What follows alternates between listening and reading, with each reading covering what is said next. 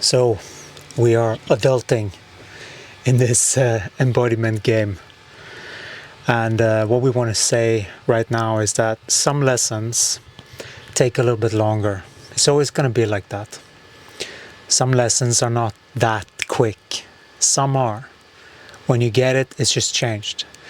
But we have been through this whole dance now with relationships, and not really getting in one, but sort of opening up our heart again, and just opening up our heart to let someone touch us, if that, like, be open for that, because that is Gaia.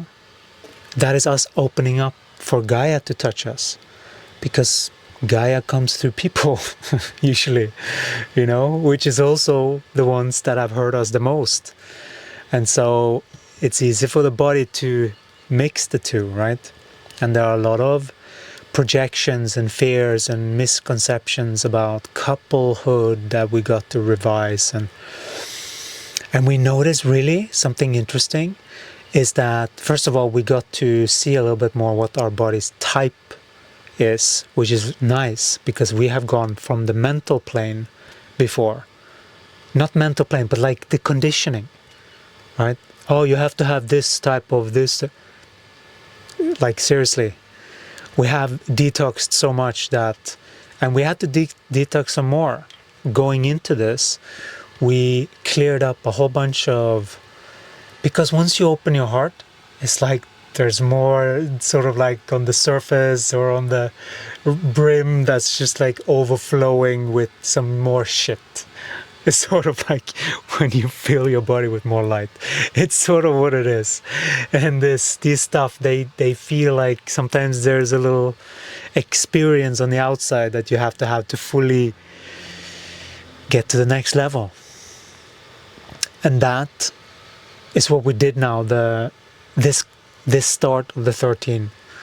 We just noticed that day 1, day 2, day 3 has just been a continuation of like gifts and shifts that has changed our consciousness, and we can feel that from the inside. So we know what's happening. We're not guessing, like we know.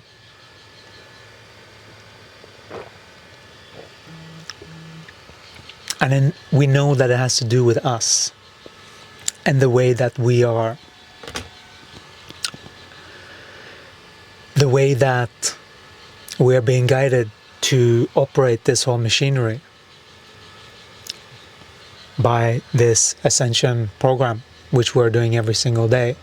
They are channeling when I'm in really challenging situations or this, that, or the other. How do I maintain my light in this situation? So there's a lot of things like that. And now we feel like we've come full circle again and closed properly these dualistic ways of letting the body run away to some other thing instead of here, right where it belongs. But sometimes it is a little bit like that. The body gets drawn to things, and that's a good thing. It always should be a good thing. But don't let it get caught in something, then pursue it fully, to sort of milk it for all that experience gets, because you can grow a lot by working on what comes up for the body. Never mind what that other being is experiencing even. We are working with our own consciousness to shift so that we are elevating our consciousness given the fact of how we are seeing. And only after we've done that can we come into some congruency between people, because that's when you get to the energetic truth. Like, all of these things needs to be cleared.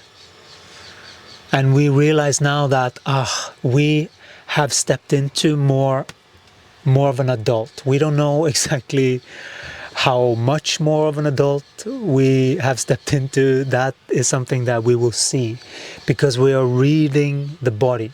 We are reading what naturally our body does, and then we course correct and we inject different energies and these higher sessions so that we are more in alignment.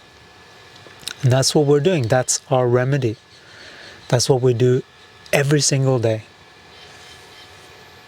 And sometimes it's a little bit more of a grind than other times. And that is usually because there's something that we are not seeing fully, but we are like parte by parte, little bit by little bit, you know? And when you do that, eventually you see things clearly. And then it's like, thank you. Then you are adulting. And that's what we shifted into. That was a big shift. We could feel it. It was like there was a different thing now between our this is our actually masculine and feminine, we would call it. It's more like the father-mother imprints of the body that have been adjusted. You see? There's a difference between that and the knower and the feeler, right? So don't get confused with masculine and feminine. Just know that there's a lot of mirroring going on, and you have to be smart enough to know where you're coming from when you're speaking.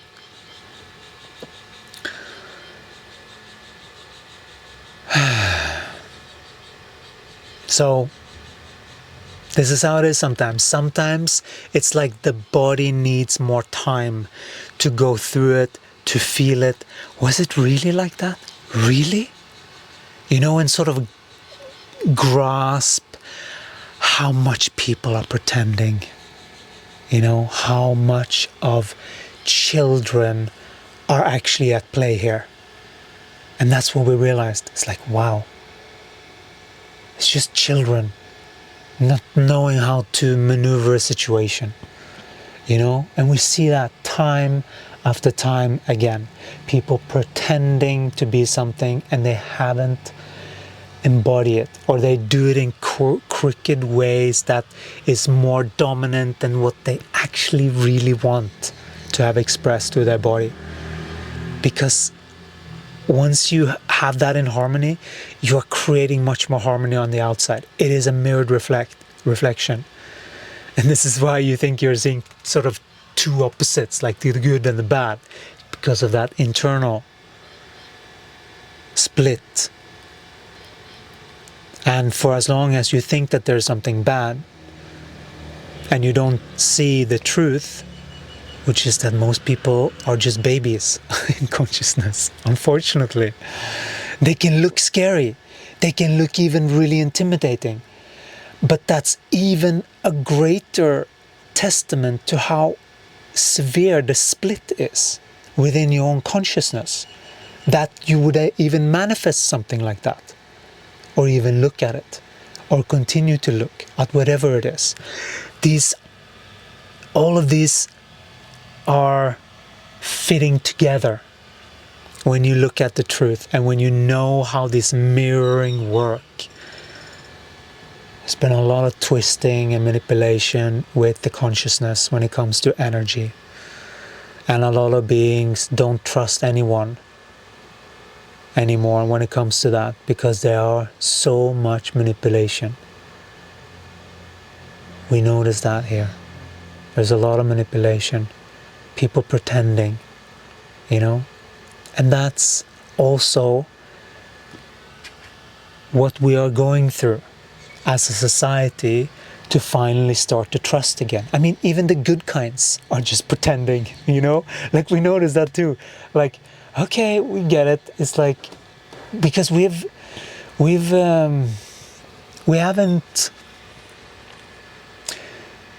are working on landing our soul. And we know that many beings don't even think that that's even possible. But we're doing it.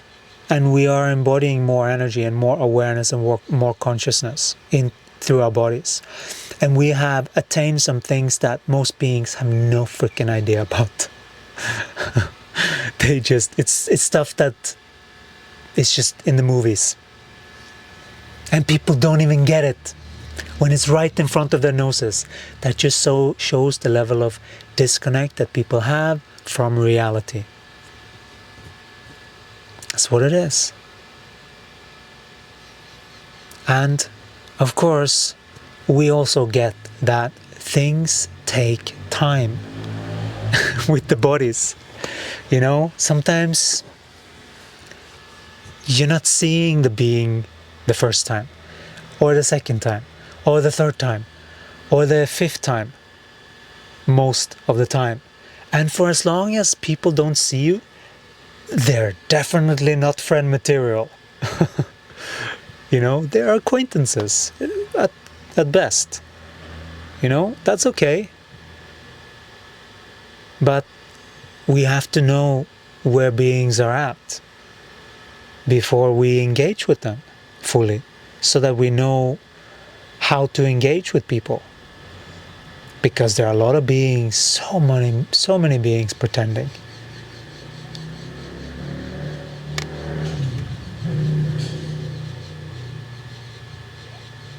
And that is the byproduct of the society that we have created. We have all agreed to this. We have all agreed to play this game and to do the best that we can do to get out of it and to reclaim our power, so to speak.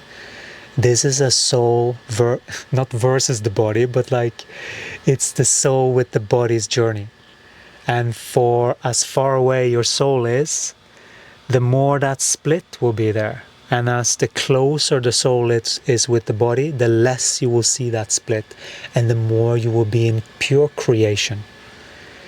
And this is not some fantasy. This is not some wishful thinking that many beings in their twisted egoic constructs might think.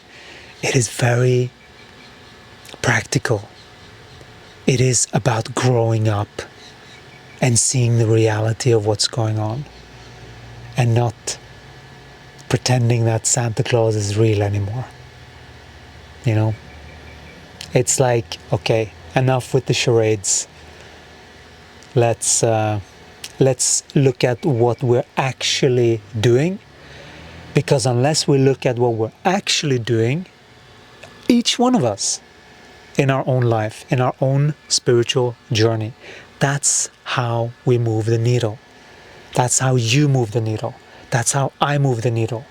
I focus on me and my journey.